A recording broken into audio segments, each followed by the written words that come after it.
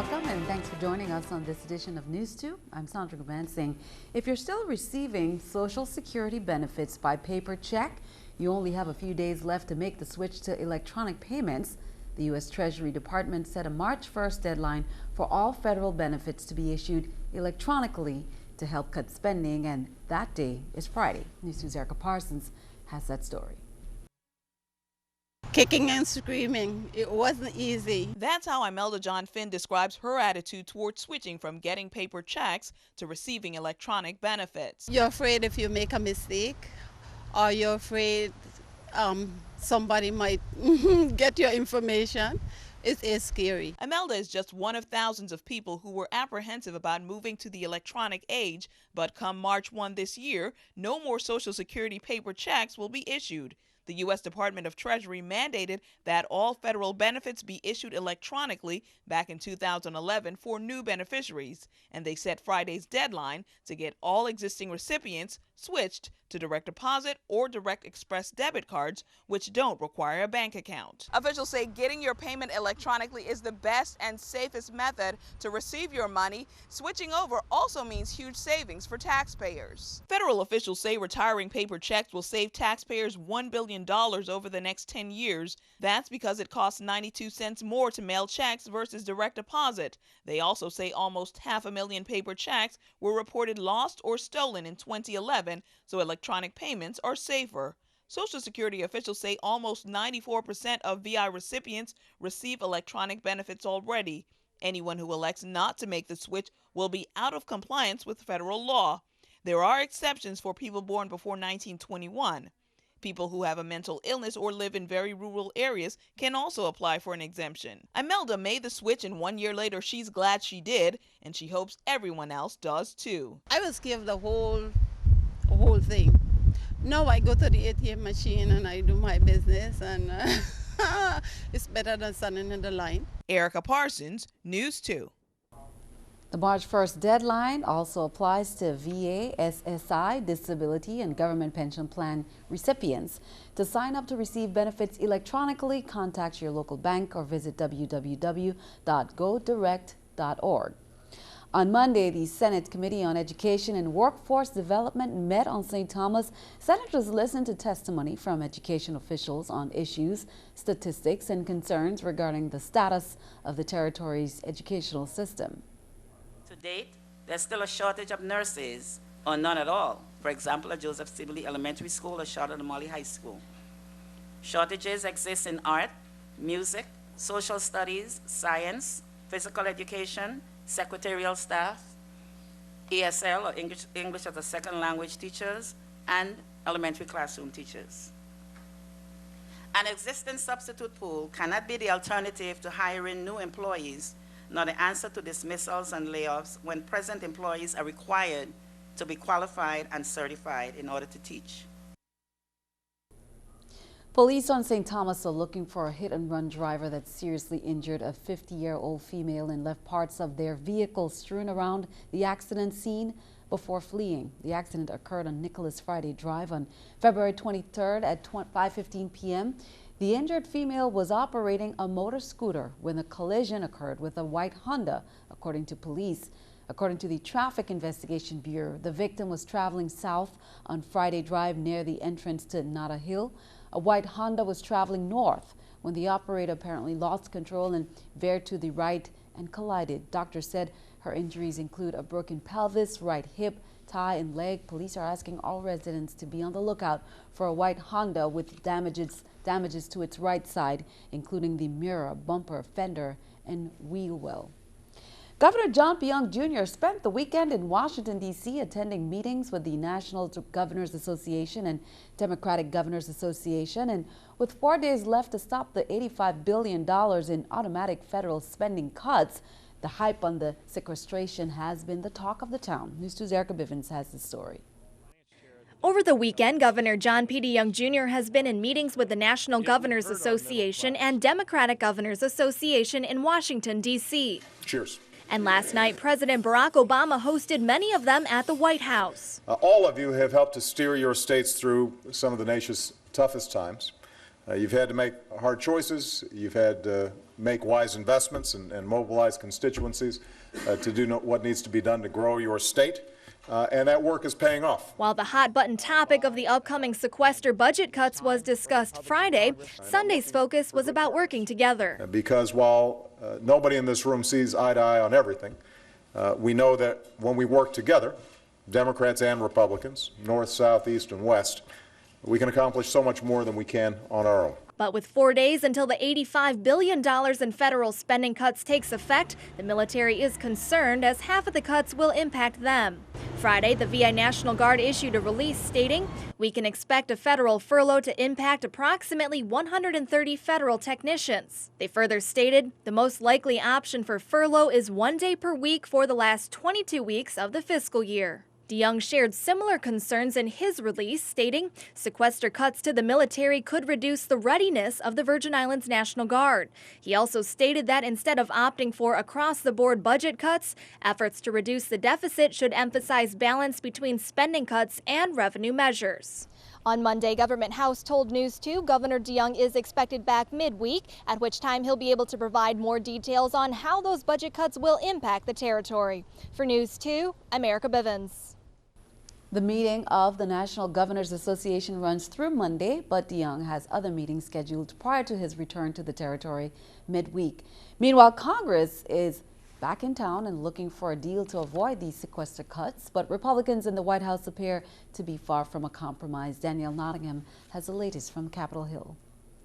President Obama's annual meeting with the nation's governors came with a warning. He says the March 1st spending cuts will impact each of their states. Everything from fewer firefighters and police to flight delays at the airport and less vaccines for children. And the longer these cuts are in place, the bigger the impact will become. But Republicans say the president is making the cuts sound scarier than they are. They point out the $85 billion that will be slashed this year is just 3% of the federal budget. I think it is possible to cut less than 3% of the federal budget without causing these devastating consequences. And I think you can achieve these reductions without, for example, jeopardizing children's access to vaccinations. Congress is back in town after a week off, leaving just 4 days to reach a compromise before the deadline. Lawmakers are talking behind closed doors, but the chance of a deal looks slim. Democrats want a plan that includes some spending cuts and raises taxes on the richest Americans. But Republicans say they will not agree to another tax hike. They're expected to propose a plan that focuses on spending cuts only. At some point, we've got to do some governing. And certainly what we can't do is keep careening from manufactured crisis to manufactured crisis. The cuts were designed to be so painful, they would force Democrats and Republicans into a better budget compromise. After a year and a half, that hasn't happened, and now time is running out. Danielle Nottingham, News 2. And keeping our eye on the economy, the trial in the case of the deadly oil rig explosion that triggered the 2010 spill in the Gulf of Mexico began today in New Orleans. The trial is expected to figure out exactly how much more BP and other companies should pay.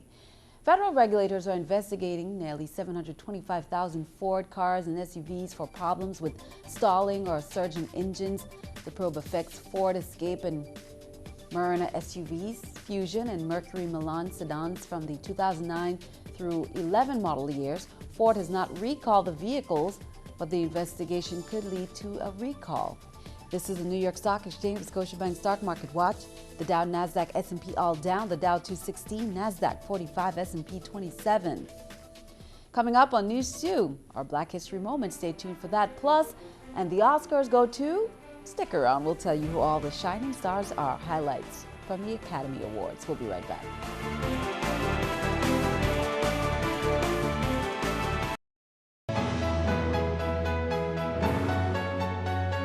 Reconstruction of the Christiansted Boardwalk is underway as the Department of Public Works has recently been granted $1 million by the U.S. Department of Interior's Office of Insular Affairs to fund the project, along with additional funding to not only resurface the boardwalk, but to also install turtle-friendly lights. News 2's Janisha John brings us this story.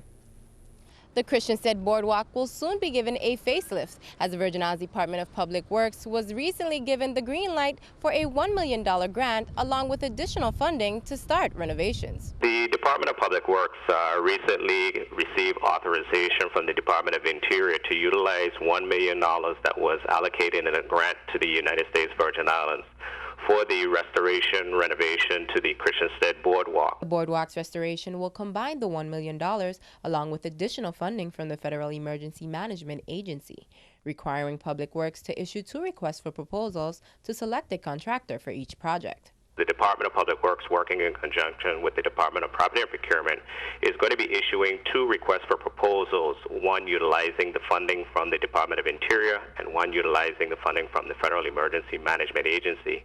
Also, the department is utilizing funding through the American Recovery and Reinvestment Act for the replacement of the boardwalk lighting to turtle-friendly lighting. The lighting project is slated to begin once lighting materials arrive on island. Meanwhile, the RFPs will be advertised for 30 days beginning in March, and once bids are evaluated and a contract is fully executed, officials say construction will begin immediately, but the boardwalk will remain open. There will be interruptions and where we may have to reroute traffic in and around the boardwalk, or I should say the pedestrian traffic in and around the boardwalk, but the intent is to maintain the access to the boardwalk at all times. And overall will provide a revitalized boardwalk for Christiansted Town. It is really excited to be in a position to finally bring this project to fruition with the opening of the Christiansted Boardwalk and some other planned improvements for downtown Christiansted. We're really looking forward to an overall revitalization and improvement to Christiansted. Janisha John, News 2.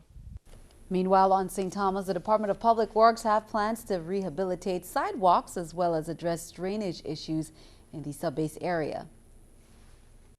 The Department of Public Works recently, through the Department of Property and Procurement, issued a notice to proceed to a contractor who's going to begin renovation in the subbase area. The focus of this project is to rehabilitate existing sidewalks as well as create new sidewalks, essentially from the entrance of the Bureau of Motor Vehicles as far west as the entrance to Crown Bay Marina.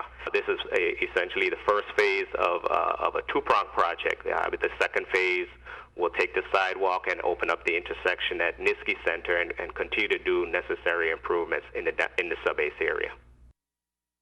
Well, there was a huge motorcade on St. Thomas and a street celebration on St. Croix. Many natives of the Dominican Republic were waving their flags in recognition of the 169th celebration of Dominican Republic independence. The motorcade began at the Fort Christian parking lot and included a parade, and many were following, including cars, safaris, and trucks. Those who reside in the VI say they feel a sense of pride as they share in the celebrations happening at home for the entire month of February. We are here in St. Thomas for so many years, and we decided to celebrate our Independence Day. This is so many years that happened in St. Croix. Now the Spanish community, more the Spanish people start to decide to do in St. Thomas. St. Thomas and St. Jongh working together, and we celebrate our Independence Day, Dominican Republic. Now in St. Croix, many events were held as well, including a softball tournament, a parade on Sunday, and a mini village. The Grand Marshal of the parade was Eduardo O'Neill, a native of the Dominican Republic who has served as the chief engineer of the Department of Public Works for many years. In tonight's Black History Moment, we honor Muhammad Ali, nicknamed the Greatest. He was born Cassius Marcellus Clay Jr. on January 17th in 1942. At 22 years of age, he was the first to win the World Heavyweight Boxing Championship from Sonny Liston. He changed his name to Muhammad Ali that year after joining the Nation of Islam. He gained notoriety when he refused to enter the U.S. military based on his religious beliefs and opposition to the Vietnam War. He was arrested for draft evasion and stripped of his title, but his appeal was overturned in the U.S. Supreme Court and he got his boxing license back. Ali returned to the ring and won his titles back. Ali went on to become the only three-peat world heavyweight champion. And the Oscar goes to all the nominees anxiously waited to hear their names called. Some so anxious, like 22-year-old Jennifer Lawrence, who tripped over her dress while collecting her Best Actress statue for Silver Linings Playbook. The Academy Awards was held Sunday night. Daniel Day-Lewis celebrated becoming the first person ever to win 3 Best Actor awards. A beaming Christoph Waltz held his Best Supporting Actor Oscar high for his role in Django Unchained.